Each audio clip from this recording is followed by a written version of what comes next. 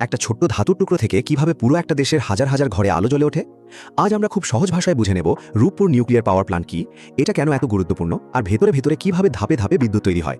এই প্রকল্পটি বাস্তবায়নে বড় ভূমিকা রেখেছে রসাটম, আর এর মাধ্যমে বাংলাদেশ প্রথমবারের মতো পারমাণবিক শক্তি থেকে বিদ্যুৎ পাচ্ছে। চলুন একদম শুরু থেকে বুঝি। এখানে মূল জিনিসটা হলো ইউরেনিয়াম, একটা বিশেষ ধাতু যা ছোট ছোট দানার মতো থাকে। এই দানাগুলো রাখা হয় রিঅ্যাক্টরের ভেতরে।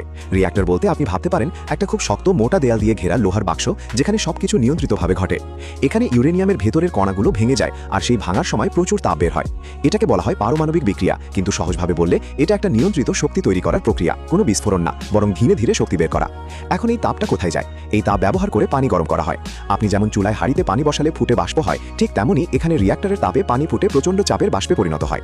তবে এখানে একটা গুরুত্বপূর্ণ ব্যাপার আছে, এই পানি আর বাইরের পানির সাথে মেশে না, সবকিছু আলাদা পাইপের ভেতর দিয়ে চলে, যাতে নিরাপত্তা বজায় থাকে। এই গরম বাষ্প এখন যায় টারবাইনের দিকে। টারবাইনকে আপনি একটা বিশাল ফ্যান হিসেবে ভাবতে পারেন। যখন বাষ্প খুব জোরে এসে এই ফ্যানের ব্লেডে লাগে, তখন সেটা ঘুরতে শুরু করে, ঠিক যেমন বাতাসে পাখা ঘরে, কিন্তু এখানে বাষ্পের শক্তি অনেক বেশি, তাই ঘোরার গতি অনেক দ্রুত। টারবাইনের সাথে লাগানো থাকে জেনারেটর। এখন প্রশ্ন হলো, জেনারেটর কি করে? সহজভাবে বললে এটা ঘোড়ার শক্তিকে বিদ্যুতে রূপান্তর করে। আপনি সাইকেলের ডাইনামো দেখেছেন, চাকা ঘুরলে লাইট জ্বলে ওঠে। জেনারেটরও ঠিক সেই কাজটাই করে, শুধু অনেক বড় স্কেলে। টারবাইন ঘোরে, জেনারেটর ঘোরে, আর সেখান থেকে তৈরি হয় বিদ্যুৎ। এখন বাষ্পের কি হয়? বাষ্প টারবাইন ঘোরানোর পর ঠান্ডা হয়ে আবার পানিতে পরিণত হয়। এই কাজটা করে কন্ডেন্সার। এটা একটা ঠান্ডা করার যন্ত্র।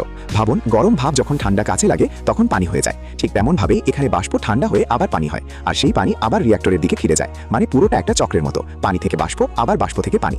এবার আসি নিরাপত্তার কথায়, কারণ এটা সবচেয়ে গুরুত্বপূর্ণ। অনেকেই ভাবেন পারমাণবিক মানেই বিপজ্জনক, কিন্তু বাস্তবে এখানে একাধিক স্তরের সুরক্ষা থাকে। রিঅ্যাক্টর থাকে মোটা স্টিল আর কংক্রিটের ভেতরে, যেন কোনো কিছু বাইরে বের হতে না পারে। এছাড়া থাকে কুলিং সিস্টেম, যা সবসময় তাপমাত্রা নিয়ন্ত্রণে রাখে। যদি কোনো সমস্যা দেখা দেয়, পুরো সিস্টেম এমনভাবে ডিজাইন করা যেটা স্বয়ংক্রিয়ভাবে বন্ধ হয়ে যায়। আরেকটা গুরুত্বপূর্ণ অংশ হলো কন্ট্রোল রুম। এখানে বসে বিজ্ঞানী আর ইঞ্জিনিয়াররা সবকিছু মনিটর করেন। তারা কম্পিউটারের মাধ্যমে প্রতিটা ছোট ছোট পরিবর্তন দেখেন, তাপমাত্রা, চাপ, সবকিছু। যদি কিছু অস্বাভাবিক হয়, সাথে সাথে ব্যবস্থা নেওয়া হয়। এখন তৈরি হওয়া বিদ্যুৎ সরাসরি আমাদের বাড়িতে আসে না। প্রথমে এটা যায় ট্রান্সফরমারে। ট্রান্সফরমার বিদ্যুতের ভোল্টেজ বাড়িয়ে দেয়, যাতে দূরে পাঠানো যায় কম ক্ষতিতে। তারপর এই বিদ্যুৎ যায় বড় বড় ট্রান্সমিশন লাইনের মাধ্যমে দেশের বিভিন্ন জায়গায়। শেষ পর্যন্ত ছোট ছোট লাইনের মাধ্যমে সেটা আপনার বাড়িতে পৌঁছে যায়। আপনার light, fan, fridge, mobile charge সবকিছু চালায়। এখানে আরেকটা বিষয় বুঝে রাখা দরকার। পারমাণবিক বিদ্যুৎ কেন্দ্রের বড় সুবিধা হলো এটি অনেক কম জ্বালানিতে অনেক বেশি বিদ্যুৎ তৈরি করতে পারে। যেখানে কয়লা বা গ্যাস দ্রুত শেষ হয়ে যায়, সেখানে ইউরেনিয়াম অনেক বেশি শক্তি দেয় এবং দীর্ঘ সময় ধরে ব্যবহার করা যায়। এছাড়া এতে ধোঁয়া বা কার্বন গ্যাস খুব কম বের হয়, তাই পরিবেশের জন্য তুলনামূলক ভালো। সব মিলিয়ে এই পুরো সিস্টেমটা একটা বিশাল বুদ্ধিমান কারখানার মতো, যেখানে ছোট্ট ইউরেনিয়ামের শক্তি ব্যবহার করে পানি, বাষ্প, টারবাইন আর জেনারেটরের মাধ্যমে ধাপে ধাপে বিদ্যুৎ তৈরি হয়। তারপর সেটা সারা দেশে ছড়িয়ে পড়ে। এখন আপনার কাছে প্রশ্ন, আপনার কি মনে হয় ভবিষ্যতে বাংলাদেশে আরো পারমাণবিক বিদ্যুৎ কেন্দ্র তৈরি করা উচিত, নাকি অন্য কোনো বিকল্প শক্তির দিকে বেশি জোর দেওয়া উচিত? কমেন্টে আপনার মতামত জানাতে ভুলবেন না। আর যদি এমন সহজভাবে কঠিন বিষয় বুঝতে চান, তাহলে ভিডিওটা লাইক দিন, বন্ধুদের সাথে শেয়ার করুন, আর অবশ্যই সাবস্ক্রাইব করুন।